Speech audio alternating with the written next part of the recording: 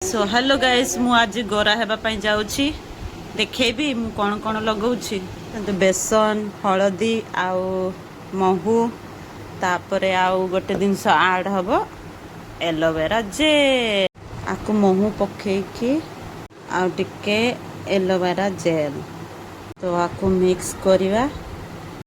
प्रथमे आपण face wash रे मुह भल किना धोइबे। एबे हमरो मिक्स हे गलाणो हो गलाणो कहूछि होई गलाणी आउ चलंतु लगेवा। मिक्स हे गला गाइस मु लगौछि देखिबा सुनजी।